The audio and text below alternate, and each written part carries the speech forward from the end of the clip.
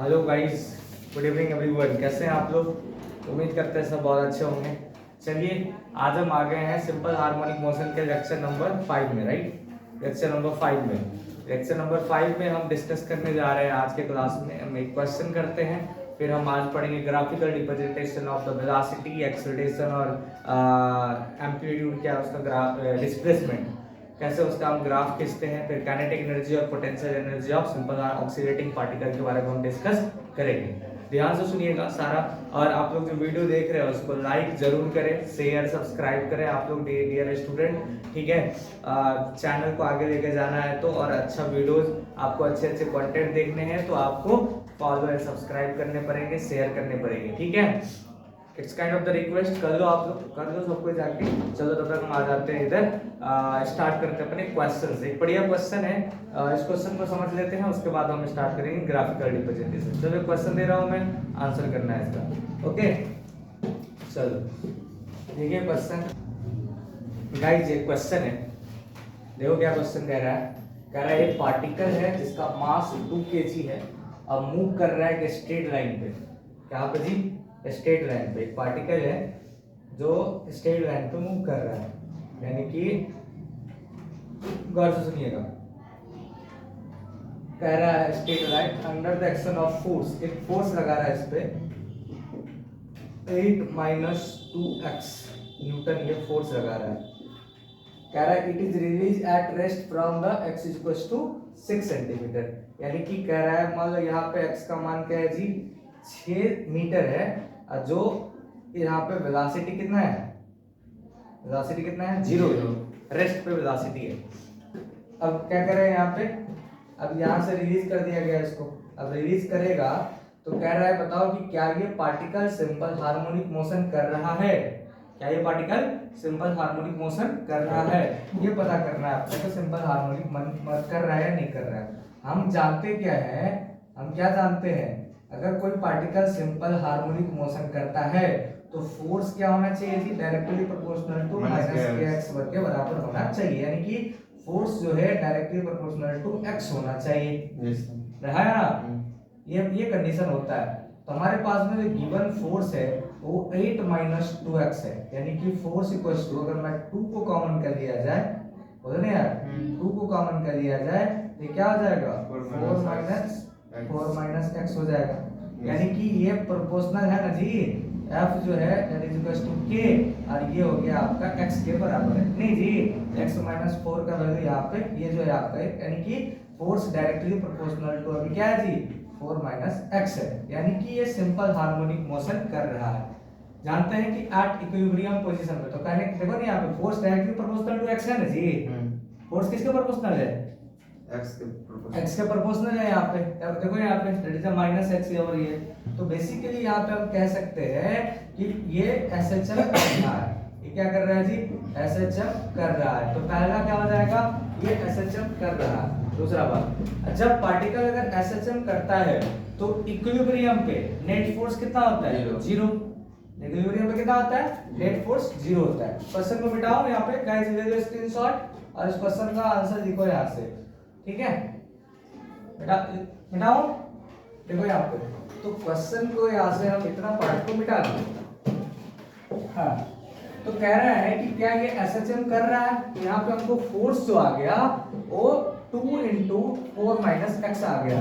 इसका मतलब yes particle is doing SHM, simple harmonic motion कर रहा है विथ कांस्टेंट कितना जी, यहाँ पे कितना कांस्टेंट से, कांस्टेंट का वैल्यू कितना है, k =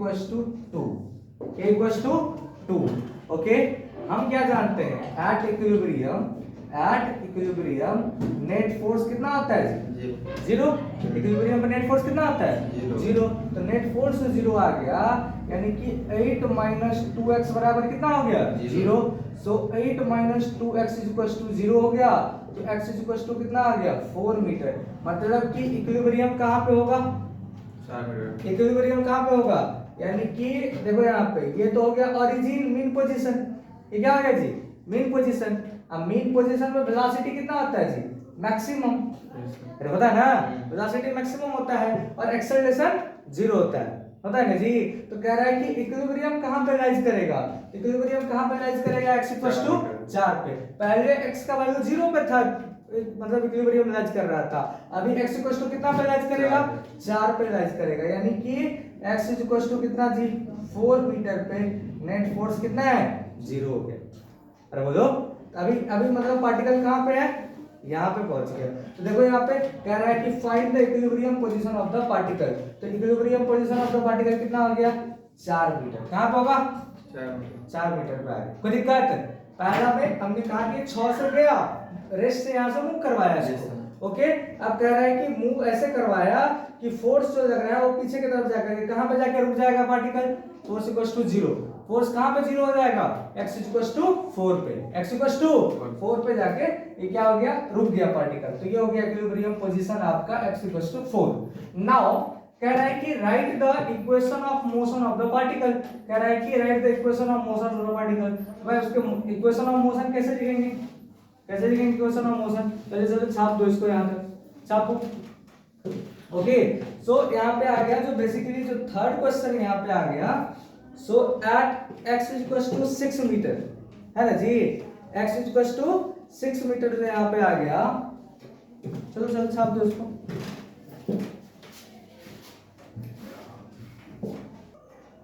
सो गाइस, पहला दूसरा क्वेश्चन तो देख लिया हमने, ऐसा चल कर रहा है।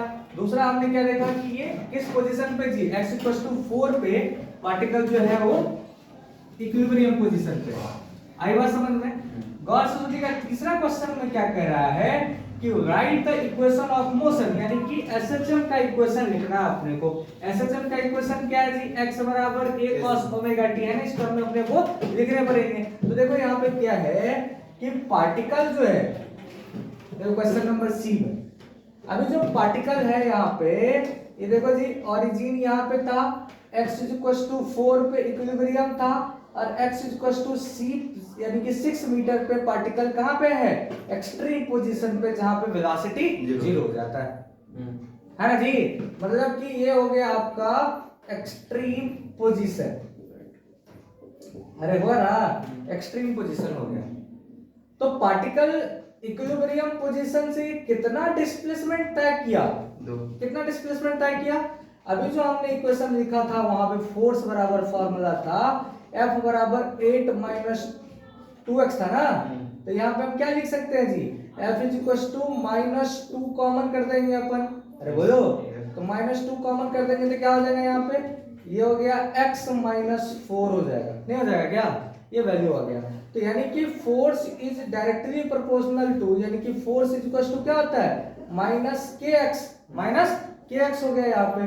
तो ये x डैश इसको हम बोल सकते हैं, अरे बोल सकते हैं ना जी, x डैश इसको हम बोल सकते हैं। सो जो x डैश का जो वैल्यू आ गया अपने पास में, क्या आ गया x डैश का वैल्यू, x-4, ये हो गया x-4।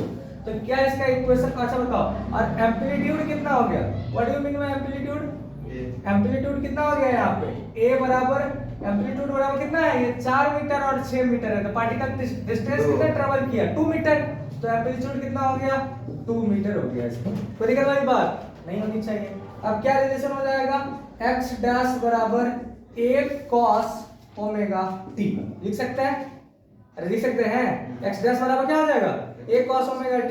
x डैश कितना है बताओ, x -4। अरे बोलो, ये हो गया a का वैल्यू कितना है 2, ये हो गया cos ओमेगा t, यानी कि x इज इक्वल टू आ गया, ये आ गया 4 + 2 cos omega t, 2 cos omega t आ गया। आई बात समझ में। सर ये ओमेगा कैसे निकालेंगे, how to calculate the omega, omega कैसे निकलेगा बताओ। ओमेगा बराबर क्या होता है, ओमेगा बराबर व्हाट इज ओमेगा, पढ़े थे ना, √k/m, √k/m। तो k का मान कितना है 2, m का मान कितना दिया हुआ है 2 kg, 2 kg दिया है क्या, हां इसका से 2 kg है। तो वैल्यू कितना आ गया 1। तो ओमेगा का वैल्यू कितना आ गया 1 आ गया, यानी कि x बराबर आ गया 4 + 2 cos t आ गया। आया कि नहीं आया, this is the equation of motion. क्या आ गया, ये इक्वेशन ऑफ मोशन आ गया, यानी कि ये this is the formula of the displacement. कोई दिक्कत वाली बात नहीं होनी चाहिए, ठीक है। और दूसरा पूछा है टाइम पीरियड, बताओ क्या होगा, क्या पूछा है टाइम पीरियड। ओमेगा का वैल्यू कितना है 1, टाइम पीरियड क्या होता है 2 पाई बाय ओमेगा, ये हो गया 2 पाई बाय 1 यानी कि 2 पाई सेकंड हो गया आंसर। दिख रहा है वीडियो में? Yes sir. ओके, छाप दो जल्दी से। क्लियर है guys, this was the concept over here. Okay, ले लो स्क्रीनशॉट, लिख दो आंसर। सो गाइस, अभी जो हम स्टार्ट करने जा रहे हैं वो है हमारा graphical representation of displacement, velocity and acceleration. कैसे खींचेंगे ग्राफ, अगर मुझे ग्राफ खींचना हो तीनों का तो कैसे ग्राफ ड्रॉ करेंगे। तो सबसे पहले कोई भी ग्राफ खींचने के लिए हमें उसका इक्वेशंस पता होना चाहिए कि हम किसके और किसके बीच में ग्राफ खींचने जा रहे हैं। मतलब ग्राफ खींचने जा रहे हैं तो y एक्सिस में हम कौन सा कंपोनेंट को रख रहे हैं और x एक्सिस में हम कौन सा कंपोनेंट को रख रहे हैं, ये बात जानना जरूरी होगा। तो ग्राफ हम कैसे ड्रॉ करेंगे, तो before drawing the graph first of all right the equation. Equation क्या होता है, तो अभी जो हम यहाँ पे पार्टिकल के इक्वेशन का फर्स्ट टर्म जो लिखने जा रहे हैं वो है डिस्प्लेसमेंट। क्या जी, डिस्प्लेसमेंट। क्योंकि हम जानते हैं डिस्प्लेसमेंट का क्या इक्वेशन है जी, x इज इक्वल टू हमने पढ़ा था, वो पढ़ा था a sin ओमेगा t है। ओके, पार्टिकल अभी कहाँ पे है, 0 डिग्री के एंगल बना रहा है, फेज कांस्टेंट कितना है, phase angle 0 degree, omega t plus 0, omega t plus 0 यानी कि हो गया फाई इक्वल टू कितना आ गया 0 हो गया, फाई इक्वल टू कितना डिग्री 0 डिग्री हो गया। कोई दिक्कत वाली बात नहीं होनी चाहिए। पार्टिकल का डिस्प्लेसमेंट ये हो गया। दूसरा, व्हाट इज वेलोसिटी, वेलोसिटी क्या हो जाएगा बताओ, वेलोसिटी क्या हो जाएगा इसका, वेलोसिटी का जो फार्मूला आता है v इक्वल टू, इसको डिफरेंशिएट करेंगे तो क्या आ जाएगा a omega cos omega t, है ना जी, cos ओमेगा t आ जाएगा यहाँ पे। इसी चीज को हम कैसे लिख सकते हैं यहाँ पे, जरा गौर से सुनना, a ओमेगा sin, क्या लिख सकते हैं उसको, a omega sin omega t plus pi by 2। अरे बोलो क्या लिख सकते हैं, अरे sin 90 plus theta equals to क्या होता है cos theta. Yes sir, sin 90 plus theta equals to cos theta, तो 90 इज पाई बाय 2 है। अरे बोलो ना यार, तो ये क्या हो गया दोनों के बीच में। तो अभी देखो यहाँ पे व्हाट इज दिस फार्मूला, अब वेलोसिटी बराबर एक और फार्मूला था omega under root a square minus x square, ये था फार्मूला। तो बताओ डिस्प्लेसमेंट और वेलोसिटी के बीच में फेज डिफरेंस कितना का है, दिस माइनस दिस करो पाई बाय 2 का कितना देगा फेज, 90 डिग्री का ये अंतर है इसमें। तो वेलोसिटी अगर x एक्सिस पे राइज कर रहा है तो ये कितना थी, ये हो जाएगा आपका 90 डिग्री के फेज डिफरेंस पे ये वेलोसिटी राइज करेगा। आई बात समझ में, ये हो गया। अच्छा बताओ, ये तो हो गया वेलोसिटी का हमारा इक्वेशन अपने पास में। नाउ तीसरा टर्म इज द एक्सेलरेशन। तीसरा टर्म क्या है, एक्सेलरेशन जी। कैसे निकालेंगे एक्सेलरेशन, एक्सेलरेशन बराबर क्या आता है, पढ़ेगा ना, माइनस ओमेगा स्क्वायर x ना, माइनस ओमेगा स्क्वायर क्या था ये x होता है, यानी कि ये अगर बोला जाए तो minus omega square a sin, अरे बोलो ना a sin ओमेगा t हो जाएगा। कोई दिक्कत वाली बात नहीं होनी चाहिए। अगर मैं यहाँ पे अगर बोला जाए, हाँ अगर बोला जाए इसको, तो हम इसको पॉजिटिव टर्म में लिखने के लिए हम लिख सकते हैं जी ओमेगा स्क्वायर a, अरे बोलो इसको लिख सकते हैं ना sine, sine omega t plus pi, omega t plus pi, sine 180 plus theta equal to क्या होता है minus sine theta, minus sine theta हो जाएगा यहाँ पे। कोई दिक्कत वाली बात नहीं होना चाहिए। 180 प्लस थीटा थर्ड क्वाड्रेंट में वैल्यू हो गया नेगेटिव आपका, any doubt up to here, नहीं होना चाहिए। तो ये रिलेशन आ गया आपका यहाँ पे, ठीक है। या फिर इसको हम देख सकते हैं a बराबर माइनस ओमेगा स्क्वायर x के आसपास, ये वाला रिलेशन है सबसे पहले। अब हम ग्राफ कैसे खींचेंगे इसका, तो ग्राफ खींचने के लिए हमें चाहिए कोऑर्डिनेट्स। क्या चाहिए, कोऑर्डिनेट्स चाहिए। ग्राफ कैसे खींचेंगे हम लोग, सारे पहले एक क्वेश्चन लिख लो आप, एक बार इसको लिखो, फिर हम यहाँ पे ग्राफ ड्रॉ करते हैं। ओके, स्क्रीनशॉट लो और लिखो जल्दी से।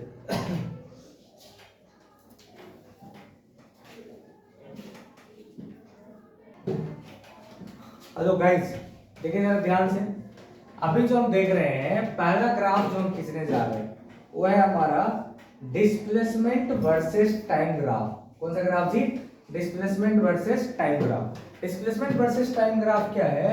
देखो एक और से यहाँ पे x a sin omega t है, मतलब ये जो ऑक्सीलेटिंग पार्टिकल है साइनोसॉइडल यानी कि साइन के कर्व में जा रहा है, साइन के कर्व में जा रहा है। ग्राफ कहां से स्टार्ट होगा? जब टाइम का वैल्यू 0 होगा, टाइम का वैल्यू 0 होगा तो ये डिस्प्लेसमेंट भी कितना हो जाएगा? 0 हो जाएगा। टाइम का वैल्यू 0 होगा तो डिस्प्लेसमेंट भी 0 हो जाएगा। और जब टाइम का वैल्यू एक टाइम पीरियड हो जाएगा, कितना टाइम पीरियड होगा? एक टाइम पीरियड हो जाएगा, यानी कि t बराबर क्या हो जाएगा? 2 pi by omega, 2 pi by omega, तो यानी कि ये हो जाएगा sin 2 पाई। sin 2 पाई क्या होता है? 180 डिग्री, 360 डिग्री, सॉरी 360 डिग्री। और sin 360 का वैल्यू कितना होता है? 0। यानी कि ये जो ग्राफ बन जाएगा हमारा कुछ इस प्रकार का ग्राफ बनेगा। देखो यहाँ पे ऐसा कुछ ग्राफ बनेगा ना, ये हो गया हमारा sinusoidal graph. So this is the displacement versus time graph आ गया हमारा। कोई दिक्कत वाली बात नहीं है। तो यानी कि ये x आ गया a sin ओमेगा t।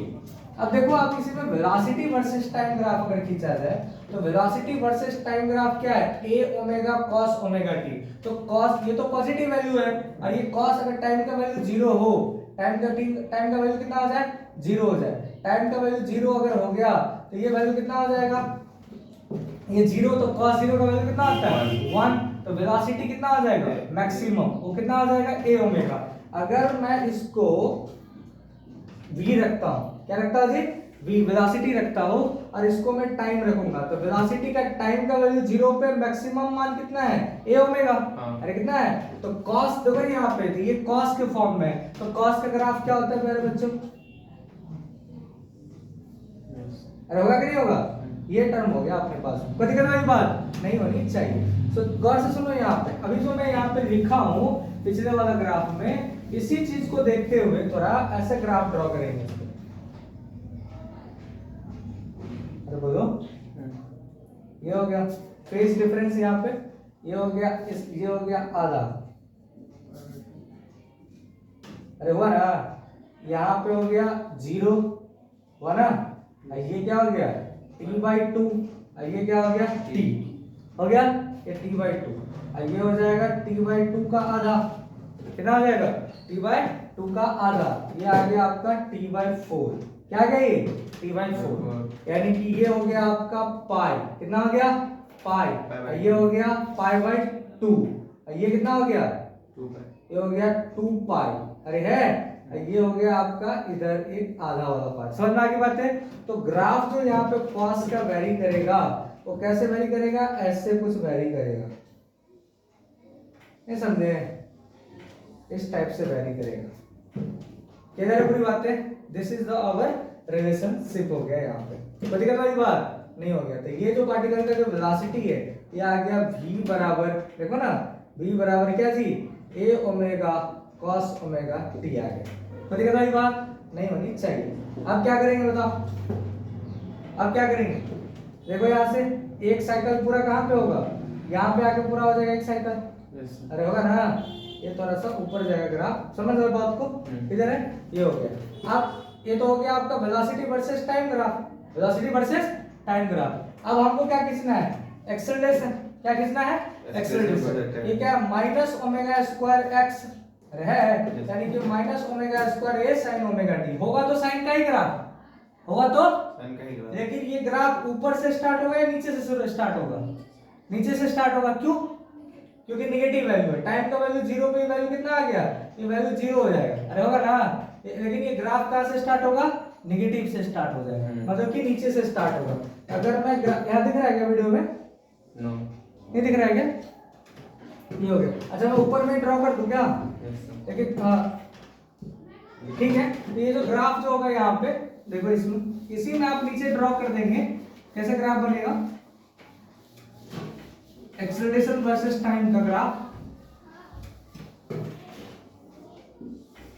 ये हो गया एक्सेलरेशन, ये हो गया टाइम।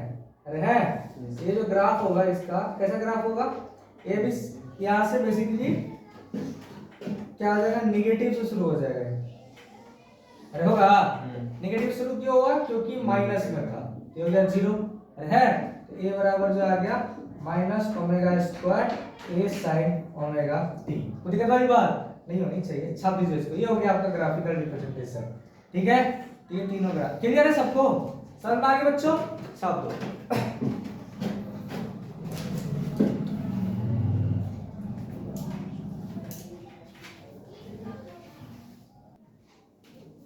गाइस थोड़ा ध्यान दीजिएगा, एक इंपॉर्टेंट पॉइंट है जहां से सवाल जो आता है एग्जाम में, क्या क्वेश्चन आता है, चलो भैया, कि पूछेगा आपको डायरेक्ट बताओ कि जब टाइम का वैल्यू 1 टाइम पीरियड के बराबर होगा तो बताओ कितना वेलोसिटी होगा, कितना एक्सेलरेशन होगा। टाइम पीरियड मतलब टी, कैपिटल टी के बराबर होगा। पूछेगा बताओ हाफ टाइम पीरियड में कितना होगा, t/2 पे डिस्प्लेसमेंट बताओ क्या होगा। डायरेक्ट एग्जाम में तो टाइम रहेगा नहीं, उतना टाइम नहीं है कि आप डेराइव करके निकालेंगे, यस और नो। तो मैं एक चार्ट लिखने जा रहा हूँ, इस चार्ट को आप याद कर देंगे, उस टाइम पे इतना डिस्प्लेसमेंट होता है, वेलोसिटी होता है, एक्सेलरेशन होता है, ऐसे सवाल आता है। ओके चलो यहाँ पे मैं लिख रहा हूँ, टाइम का वैल्यू जब 0 होगा, टाइम का वैल्यू 0 होगा, तो टाइम का वैल्यू 0 पे, ये टाइम 0 हो गया यहाँ पे, तो साइन 0 का वैल्यू कितना होता है 0, यानी कि डिस्प्लेसमेंट हो गया आपका 0। कोई डाउट? टाइम का वैल्यू जब 0 सेकंड होगा तो वेलोसिटी कितना हो जाएगा, टाइम का वैल्यू 0 पुट करो यहाँ पे, ये आ गया time a omega cos 0, cos 0 का वैल्यू कितना होता है 1, तो वैल्यू तक यानी कि हो जाएगा a ओमेगा। अगर टाइम का वैल्यू 0 हो गया तो क्या हो जाएगा sin 0 into omega square a, यानी कि ओवरऑल वैल्यू कितना हो जाएगा 0 हो जाएगा। कोई डाउट नहीं होना चाहिए। जब टाइम का वैल्यू t/4 हो, t/4 मतलब what do you mean by t/4, t/4 का मतलब होता है टाइम पीरियड का मतलब होता है 2 पाई बाय ओमेगा इनटू ये हो गया 2 पाई/4। ओके ये वैल्यू पुट कर दो जहां पे t है, t पुट करो यहाँ पे जहां पे है, तो क्या हो जाएगा ओमेगा इनटू 2 पाई/4, ये हो जाएगा ओमेगा इनटू 2 पाई/4, ओमेगा से ओमेगा कैंसिल हो जाएगा, 2 बटा यानी कि पाई/2, और साइन पाई/2 का वैल्यू कितना होता है 1, कितना होता है जी 1, यानी कि मैक्सिमम वैल्यू हो जाएगा इसका a। कोई दिक्कत?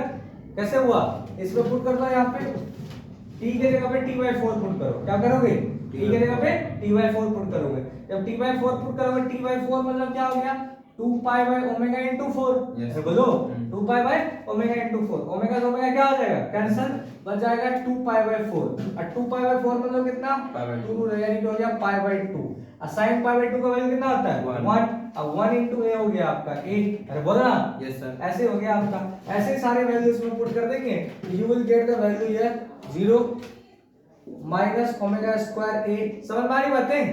ये हो गया आपका टाइम का वैल्यू जब t/2 हो जाएगा, इस केस में ये हो जाएगा value 0, and this is the minus a omega. Okay this is the omega. जब टाइम का वैल्यू 3t/4 हो जाएगा, समझ गए, ये हो गया आपका 1/4, हाफ, थर्ड, ये हो जाएगा फुल टाइम पीरियड। ओके तो ये हो गया आपका, ये हो गया minus a 0 omega square a, and this value is the 0 a omega and 0. Okay this is the final result over here. Any doubt? ये आपका टेबल है जिसको आप याद करेंगे, हो जाएगा ना। तो क्वेश्चन आएगा यहां से बना दीजिएगा इसको, छाप दो गाइस।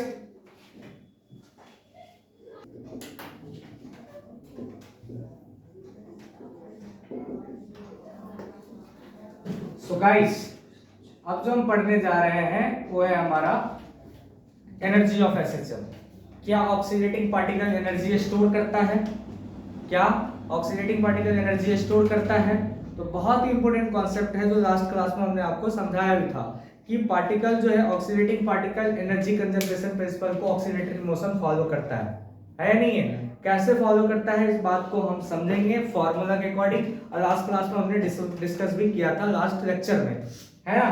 देखिए जी अब हमको निकालना है काइनेटिक एनर्जी कितना स्टोर, यानी कि ऑक्सीडेटिंग पार्टिकल कितना स्टोर करता है, काइनेटिक एनर्जी कितना होता है उसका। तो हम जानते हैं काइनेटिक एनर्जी का फॉर्मूला क्या होता है half m v square, half m v square. हमारे पास में वेलोसिटी का फॉर्मूला था, क्या फॉर्मूला था, यानी कि b बराबर omega under root a square minus x square, पढ़े थे ना। अगर मैं इसको स्क्वायरिंग बोथ साइड कर देता हूं तो b स्क्वायर इक्वल टू क्या हो जाएगा omega square a square minus x square, होगा ना, स्क्वायर से रूट कैंसिल हो जाएगा।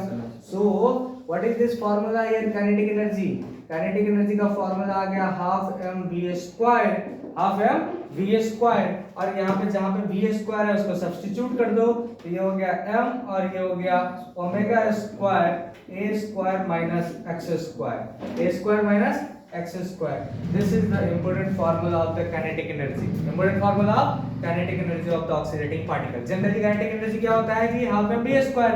half m v square, कोई भी पार्टिकल का मास m है और स्पीड उसका कितना है v है, बट मस्ट भी हम जानते हैं कि kinetic energy का formula half m v square तभी लगा सकते हैं जब पार्टिकल का स्पीड लाइट के स्पीड से कम होना चाहिए। और यहाँ पे देखिए जी, ऑक्सीडेटिंग पार्टिकल का निकालना है तो ऑक्सीडेटिंग पार्टिकल के लिए हाफ एम वी स्क्वायर का फॉर्मूला है, पर यहाँ पे v का फॉर्मूला हम लोग जानते हैं क्या होता है जी, that is v square equals to omega square a square minus x square, ये वैल्यू हमने पुट कर दिया, where m is the mass of body, omega is the angular frequency, a is the amplitude and x is the displacement over here. Okay, right on.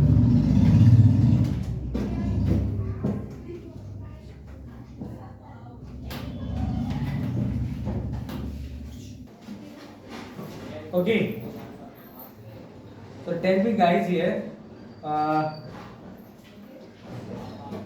एक दूसरा formula अगर मैं चाहूँ velocity को अगर थीटा के फॉर्म में लिखने के लिए, थीटा के फॉर्म में लिखने के लिए, नहीं तो ये क्या हो गया जी, kinetic energy as the function of x, किसका फंक्शन है, ये हो गया आपका as the function of x आ गया, एक्स के फंक्शन में, डिस्प्लेसमेंट के टर्म में हमारा ये आंसर हो गया, एम्पलीट्यूड और डिस्प्लेसमेंट के टर्म में। बट समटाइम्स क्या होगा कि अगर ये हम क्या जानते हैं, as we know that what is velocity, v equals to a omega cos omega t plus phi, ये फॉर्मूला होता है, अरे होता है ना, तो what is this formula, v square equals to a square omega square cos square omega t plus phi हो जाएगा यहाँ पे, अरे होगा, so you can replace the kinetic energy by this, the half m v square के जगह पे क्या आ जाएगा हमारा, half m f a square omega square होगा, ये हो गया cos square omega t plus phi, होगा कि नहीं होगा, so this will be the kinetic energy का दूसरा फार्मूला, क्या हो जाएगा, दूसरा फार्मूला हो जाएगा। समझ में आई बातें, क्या किया हमने ये जो फार्मूला हम जानते थे v equals to a omega cos omega t plus phi, यहाँ पे हमने v स्क्वायर ले लिया, a square omega square cos square omega t plus phi हमने सब्स्टिट्यूट कर दिया, हमारे ये फार्मूला आ गया। कोई डाउट वाली बात नहीं, छाप दीजिए,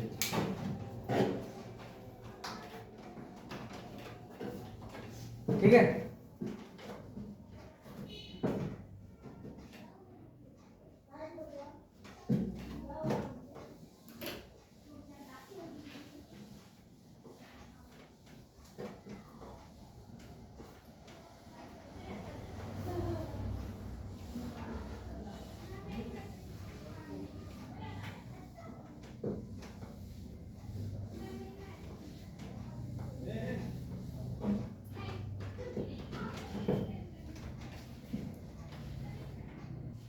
तो गाइस अभी जो अपने पास में फॉर्मूला आ गया काइनेटिक एनर्जी का, क्या फॉर्मूला आ गया, half m omega square a square है ना, ये आ गया cos square omega t plus phi, यही चीज है अपने पास में, yes.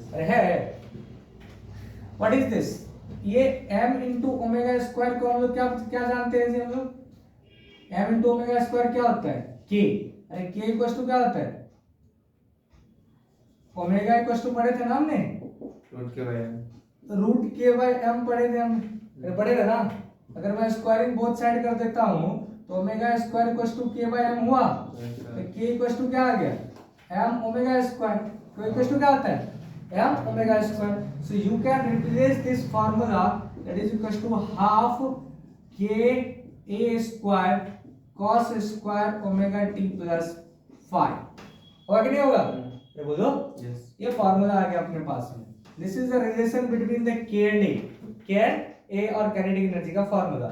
एक बात बताना, काइनेटिक एनर्जी का मैक्सिमम वैल्यू कितना हो जाएगा, what is kinetic energy maximum value, ये के कांस्टेंट है, ए कांस्टेंट है, बदलेगा क्या इसका वैल्यू, yes, अरे बोलो, तो cos थीटा का मैक्सिमम वैल्यू कितना होता है 1, तो cos स्क्वायर का मैक्सिमम वैल्यू कितना हो जाएगा 1 हो जाएगा, ऑन है ना वीडियो, cos थीटा का मैक्सिमम वैल्यू कितना होता है 1, तो cos का स्क्वायर का मैक्सिमम वैल्यू कितना होगा वो भी 1 होगा, तो its value is the half k a square into 1, yes और नो, बिकॉज़ इसका मैक्सिमम वैल्यू ये हो गया। देखो यहाँ पे that is the cos square omega t plus 5 का कौन सा वैल्यू थी maximum value, that maximum value equals to कितना आ जाएगा 1।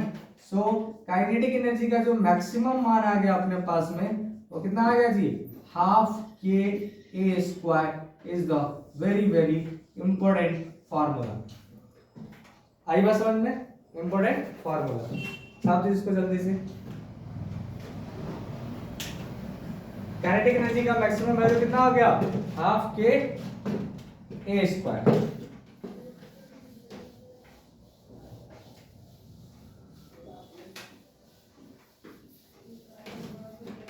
इसी तरीके से जो भी टाइम पे अगर आपको पूछ रखा है तो आप यहाँ पे डाल सकते हो, ठीक है।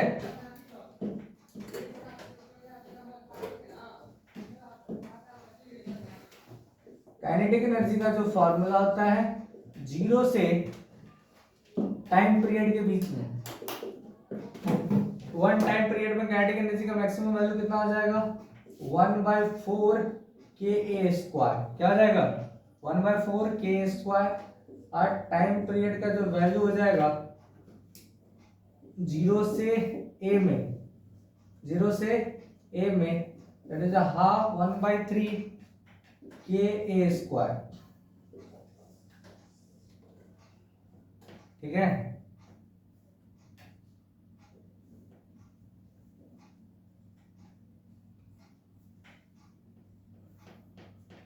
मतलब एक टाइम पीरियड में काइनेटिक एनर्जी कितना होगा 1/4 के स्क्वायर। काइनेटिक एनर्जी का मैक्सिमम वैल्यू कितना है, फॉर्मूला तो अपने पास है ना, दो फॉर्मूला, अरे बोलो ना, half m b square, half m b square में हमने बी की जगह पे पुट कर दिया था omega under root a square minus x square, अरे पुट ने omega square a square minus x square put कर दिया हमने, एक फार्मूला ये हो गया। दूसरा फार्मूला हमारा ये आ गया half m omega square a square cos square omega t plus 5, अरे बोलो यहाँ पे एम ओमेगा स्क्वायर को हम लोग क्या कहते हैं के, एक फार्मूला आ गया half k a square cos square omega t plus 5। if the question will ask कि मैक्सिमम काइनेटिक एनर्जी होगा तो मैक्सिमम काइनेटिक एनर्जी कितना हो जाएगा 1/2 के स्क्वायर, 1/2 के स्क्वायर, जहाँ पे के क्या है ऑक्सीडेटिंग कांस्टेंट है, यहाँ पे फोर्स कांस्टेंट, क्या है ये फोर्स कांस्टेंट है, यहाँ पे सिंपल हार्मोनिक मोशन का के का वैल्यू हो गया यहाँ पे। के कैसे निकालते हैं हम लोग m omega square, m omega square हो जाएगा ना, ये बात को ध्यान रखिएगा। अगर 0 से टाइम पीरियड में यानी कि एक टाइम पीरियड में पार्टिकल का काइनेटिक एनर्जी कितना होगा, तो एक टाइम पीरियड में पार्टिकल का जो काइनेटिक एनर्जी है वो 1/4 के स्क्वायर के बराबर हो जाएगा। आई बस समझ में, ये फार्मूला याद रखना है। एक एम्पलीट्यूड में कितना होगा, व्हाट इज दिस 1 एम्पलीट्यूड, एक एम्पलीट्यूड में 1/3 के स्क्वायर हो जाएगा। समझे या नहीं समझे, ये हो गया आपका ये काइनेटिक एनर्जी का formula. Any doubt up to here, नहीं होना चाहिए, छाप दो इसको जल्दी से, पॉजिटिव। Okay so